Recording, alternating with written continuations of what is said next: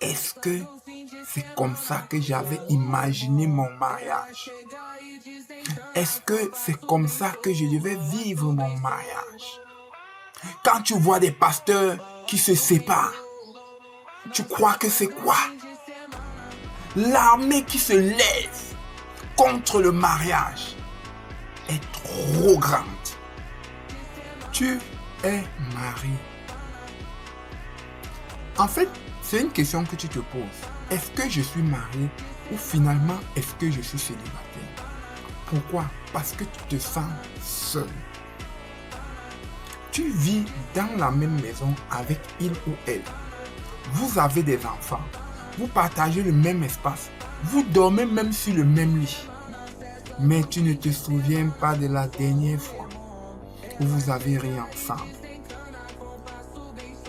Tu es frustré parce qu'au fond de toi, il n'y a plus aucune connexion entre vous. Vous ne vous comprenez plus. Vous ne communiquez plus. Quand il vous arrive de vous parler, c'est pour parler des charges de la maison, des enfants ou alors d'une situation familiale. Mais vous deux, en réalité, ça n'existe presque plus. Et parfois, tu te surprends à penser, est-ce que c'est comme ça que j'avais imaginé mon mariage? Est-ce que c'est comme ça que je devais vivre mon mariage? Il y a une chose difficile à accepter. On peut être marié. On peut partager le même toit, mais vivre comme un célibataire.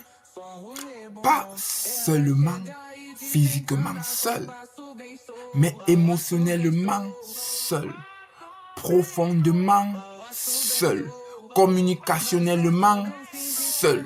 Puis, il t'arrive de te poser la question, pourquoi sommes-nous ensemble, mais séparés à l'intérieur?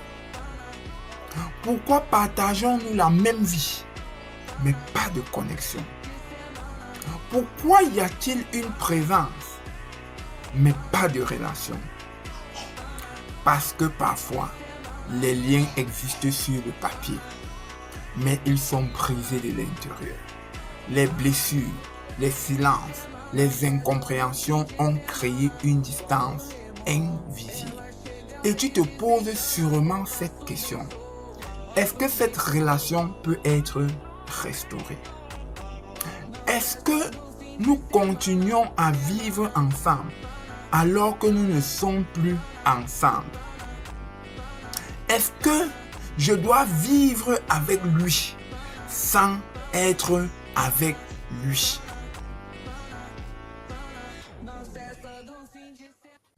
Si tu te reconnais dans cette situation, ne fais pas semblant.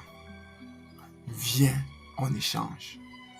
Parce que ta réalité n'est pas ta vérité. Parce que tu as passé le temps à te poser des mauvaises questions. Parce que tu as passé le temps à te dire, c'est moi le problème, c'est lui le problème.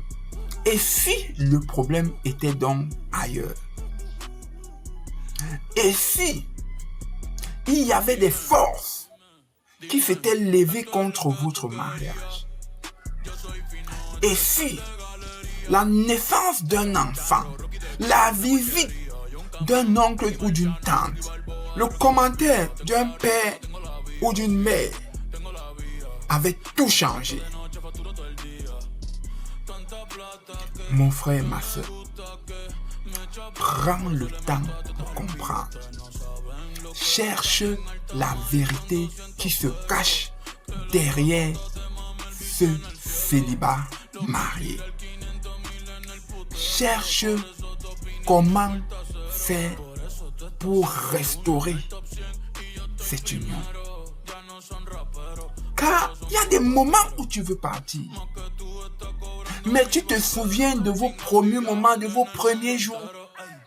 Et tu te dis, il y a sûrement quelque chose. C'est sûrement la bonne personne.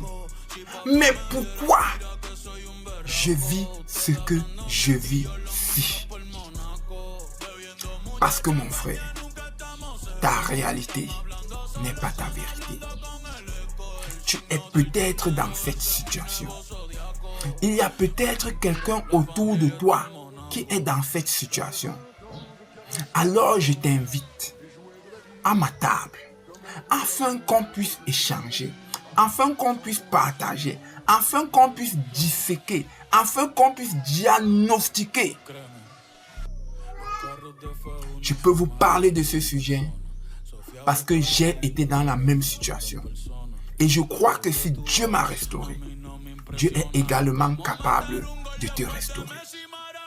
J'ai quelques petites astuces, quelques petites techniques. J'ai un peu compris comment le diable fonctionne pour détruire les couples, pour détruire les mariages. Quand tu vois des pasteurs qui se séparent, tu crois que c'est quoi? L'armée qui se lève contre le mariage est trop grande. Mon frère, ma soeur, ne garde pas ce message pour toi seul. Partage-le à un frère ou à une soeur. Ça peut aider un frère à une soeur à se préparer. Mon frère, ma soeur, rendez-vous très vite dans une prochaine vidéo. Mais souviens-toi d'une chose fondamentale. Ta réalité, ce que tes yeux voient, n'est pas la vérité. La vérité, c'est le plan de Dieu pour ta vie. Shalom.